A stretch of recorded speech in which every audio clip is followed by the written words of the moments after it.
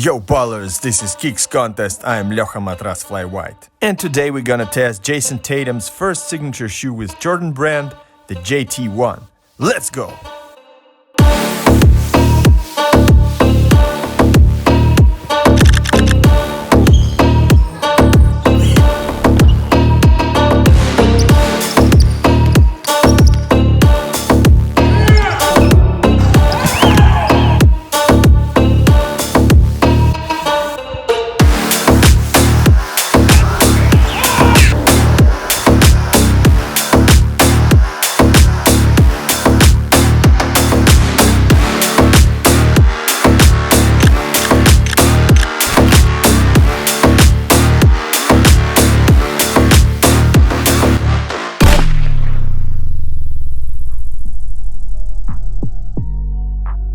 The JT1s were true to my size 12, lengthwise. The fit was nice as well. You should be fine if you're a wide footer or if you have a high arch. The fit is easily adjusted by the laces. The shoes require zero break-in time because the upper is soft and flexible, so you can go play in them right out of the box. Make some filthy plays, fancy assists and power dunks. Or can you? Make sure you watch the video till the end. There's a catch you'll need to know about. If we talk about overall comfort, there's enough padding in the heel area. The upper is soft and flexible, as I've already mentioned. The laces don't cause any major discomfort. So it's kinda cool and all, but there's a trick. This lateral containment plate presses against the side of the foot when you make hard lateral moves, and that's uncomfortable. But that only happens once in a while on a specific angle of movement, but I still have to drop the score for that matter. Breathability wise, I had no issues. The upper is very breathable and there are holes on the tongue that provide great air circulation as well.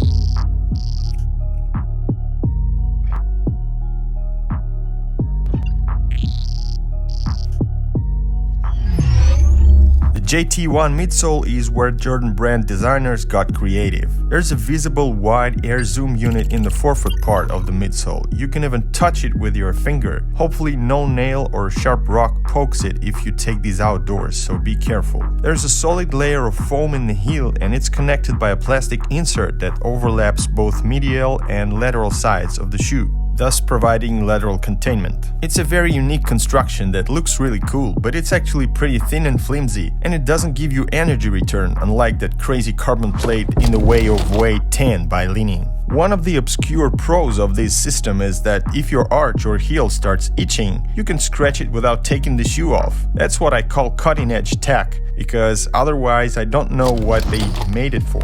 Probably to reduce the weight of the shoe. And these holes here in the middle of the outsole in the center of the forefoot, they're very convenient to grab when you're stretching. But if we talk about the overall cushioning, it's working excellently. And I jumped a lot in these shoes. I had a crazy outdoor session of about 200 dunk attempts. Then I did a pro dunk contest in them and came in second. Also, I had a solid workout on a FIBA 3-on-3 court. The JT1s have been hyped a lot since the first pictures came out. A bit too much, I would say, but anyways, I didn't feel any impact with all the jumping I did in these. They get my respect for that. If the plastic plate wasn't so flimsy and gave energy return, I would give the cushioning a 100, but it's a solid 90 anyway, which is excellent.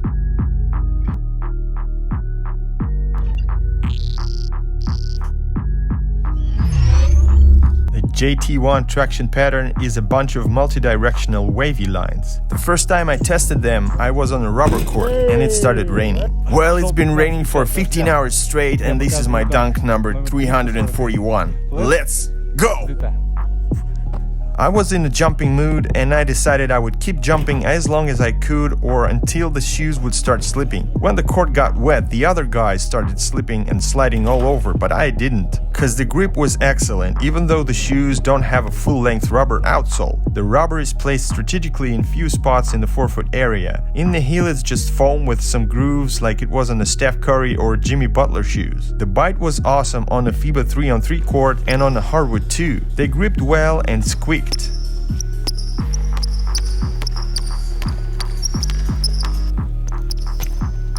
But when the traction wore off a little bit, I started slipping once in a while, but that's got to do more with the materials rather than the traction itself.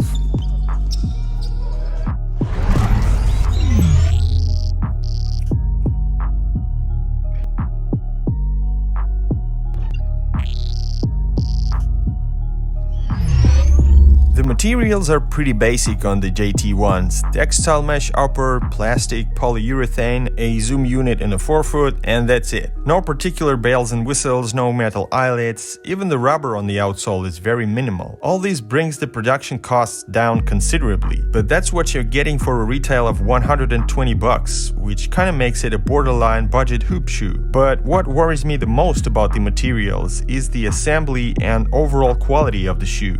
Just look what they turned into after just 2 weeks of testing. They're looking like two pieces of crap now, man. They've started falling apart right here on the side just after a few workouts, and the outsole began showing signs of wear and tear after just one game outdoors, so I don't recommend playing outdoors in them, they're too flimsy for that. Each shoe weighs just 386 grams or 13.6 ounces for size 12 US, which makes them one of the lightest basketball shoes this year and the lightest Jordan Brand performance hoop shoe to date, as the Jordan Brand announced.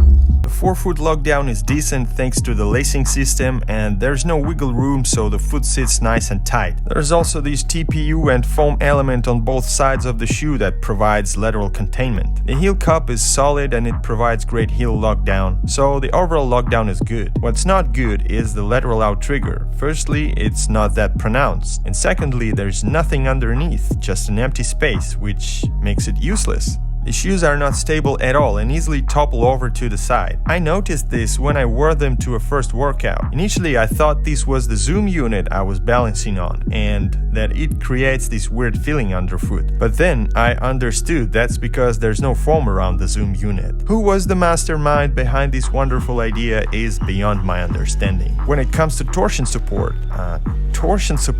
look what I can do with the shoe, even with this plastic insert. Holy shit. Does this look like a safe basketball shoe? I don't think so. Well, you get it, don't you? Here's my 360 dunk attempt when I tried to jump my hardest and I couldn't even make it. All these doesn't look safe to me.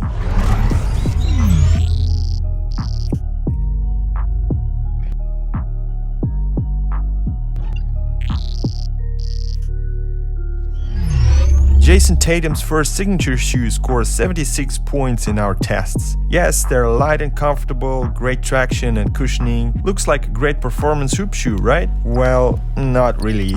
They're suitable for functional shooting and jumping workouts, but let's not forget about one of the main features in a performance shoe: safety. We wouldn't recommend these for serious basketball because of lacking stability and torsion support. Also, these are not for big and heavy players, maybe for 1-2 guards who are light and coordinated. That's it for today. Thanks for watching, guys. Appreciate your support. If you like this video, please hit that thumbs up button. It takes a second, but it goes a long way for us. Also, subscribe to the channel if you're not, and find us on Instagram at Kicks Contest World, where we put teasers, first impressions, and do every week Q&A sessions. See you there. This was Kicks Contest. I'm Ljocha Matras Fly White. Peace, everyone. Kushti supчик. Pow!